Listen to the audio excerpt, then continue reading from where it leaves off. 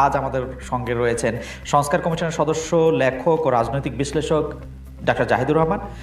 Doctor Zahidur Rahman, আপনাকে ধন্যবাদ, আপনি আমাদের অনুষ্ঠানে আমাদেরকে সময় দিয়েছেন। আপনাকে স্বাগত জানাই আমাদের অনুষ্ঠানে যুক্ত হওয়ার জন্য। খুব যৌক্তিক কারণেই পুরনো ঢাকার যে হত্যাকাণ্ডটা হয়েছে সেটা নিয়ে সবাই আলোচনা করছেন। সরকারের আলোচনা দেখলাম, উপদেষ্টা জনাব আসিফ নজরুল বলছেন যাদেরকে গ্রেফতার করা হয়েছে তাদেরকে বিশেষ ট্রাইব্যুনালে বিচার করবেন, দ্রুত বিচার ট্রাইব্যুনালে। মাঝে মাঝে আমাদের এই ধরনের শোরগোল যদি হয়, একটা ভিডিও যদি পাওয়া যায়, তখন আমাদের কারো কারো একটু করিতকর্মা ভাব দেখি, সরকারের তাই দেখছি। কিন্তু একজন উপদেষ্টা জনাব আসিফ মাহমুদ সজীব ভুঁইয়া, ছাত্র উপদেষ্টা, তিনি একটা স্ট্যাটাস দিয়েছেন।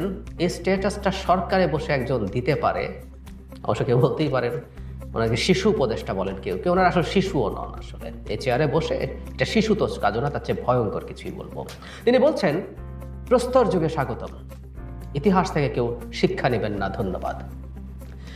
এই ভদ্রলোকের মাথায় ন্যূনতম এই চিন্তাটা আসেনি, এই যে বাংলাদেশে ধরনের অ্যানার্কি চলছে, আইন শৃঙ্খলার এই যে বিশ্রী অবস্থা চলছে, এটা সম্পূর্ণ দায় সরকারের। মানে একটা সরকার কারো সদিচ্ছার উপরে রিলাই করবে না, সরকার রিলাই করতে পারে না যে কেউ চুরি করবে না। সে কারণেই সরকার যেটা চেষ্টা করবে, সরকারের আইন শৃঙ্খলা রক্ষাকারী বাহিনী আছে, যে বাহিনীগুলো জনগণের টাকায় পোষা হয়, সেই বাহিনীগুলো পদক্ষেপ নেবে, ব্যবস্থা নেবে, এটাই হচ্ছে নিয়ম। ঠিক একইভাবে বিএনপি চাঁদাবাজি করছে না বিএনপি খুন করছে নাকি জামায়াত এনসিপিকে কি করছে, এটা দেখার তো কোনো কারণ আসলে জনাব সজীব ভুঁইয়ার ছিল না। সরকার দীর্ঘদিন ধরে আইন শৃঙ্খলা রক্ষাকারী বাহিনীকে বা পরিস্থিতিকে নিয়ন্ত্রণ করতে পারেনি বলেই এগুলো করছে। সুতরাং প্রস্তর যুগ বলে তিনি যেটা বিদ্রুপ করছেন, সেটা আদতে তার ব্যর্থতা। মানে উনি এতটাই ডাম এবং স্টুপিড, কনসাসলি বলছি শব্দগুলো। ওই চেয়ারে যখন বসবেন, কার বয়স কত আসলে আমরা হিসাব করবো না, দেশের অত্যন্ত টার্ময়েলের একটা টাইমে তারা সেখানে বসেছেন, ডক্টর ইউনূস তাদেরকে বসিয়েছেন, এখন এখানে পাল খিল্ল আমরা দেখতে চাই না। সেই প্রস্তর যুগে কার অধীনে গেল? 1 বছর হয়ে গেছে, এখন আর 1 মাস বয়সী সরকার এটা না। উনি এটা করছেন কেন করছেন আমরা বুঝতে পারি। তারপর বলছেন ইতিহাস থেকে কেউ শিক্ষা নেবেন না, তারা বুঝতে পারেন এটা। ঘটনাটা হচ্ছে, এটা একটা রাজনৈতিক বক্তব্য হলো, খুব এনসিপি জামায়াত টাইপ বক্তব্য হলো। কারণ যেহেতু এই ঘটনায় বিএনপি জড়িত, বিএনপিকে আমরা স্ট্রংলি কন্ডেম করেছি এবং বিএনপির কি কি করা উচিত সেটা নিয়ে সকালেই ভিডিও আপলোড করেছি। কিন্তু এই আলাপগুলো একটা রাজনৈতিক দল করতে পারে, কারণ তার রাজনীতির সাথে সম্পর্ক আছে, সে চাইবে তার প্রতিপক্ষকে তাচ্ছিল্য করতে, তাকে সমস্যা কি করেছে সেটা জনগণের সামনে আনতে। কিন্তু একটা সো-কল্ড নিউট্রাল সরকারের একজন উপদেষ্টা এই টোনে কেন কথা বলবেন? ভাবটা দেখে মনে হচ্ছে এই প্রস্তর যুগ আসলে উনি খুশি হয়েছেন, কারণ এটাতে বিএনপিকে কন্ডেম করা যাচ্ছে, বিএনপি ইতিহাস থেকে শিখছে না, এই ধরনের মন্তব্য করছেন।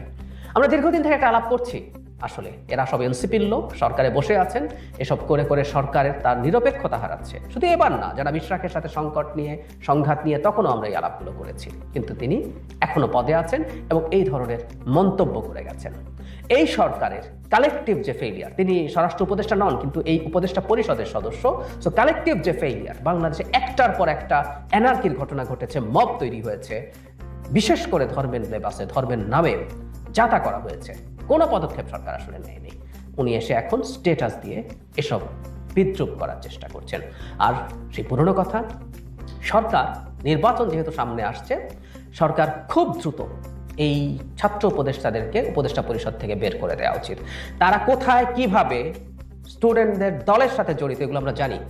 আমি প্রায় বলি, আমরা কেউ আকাশে থাকি না, এই দলের বহু সদস্যের সাথে আমাদের যোগাযোগ আছে, জানাশোনা আছে, তারা কোথায় বসেন, কোথায় ট্রেনিং পান, কি করেন না করেন, এগুলো আমাদের জানা আছে, কিভাবে তারা ইনভলভ। সুতরাং একটা সরকার যেটা নির্বাচনের দিকে এগিয়ে যাচ্ছে, সেই সরকারের মধ্যে এই ধরনের লোক আসলে কোনোভাবেই থাকা উচিত না।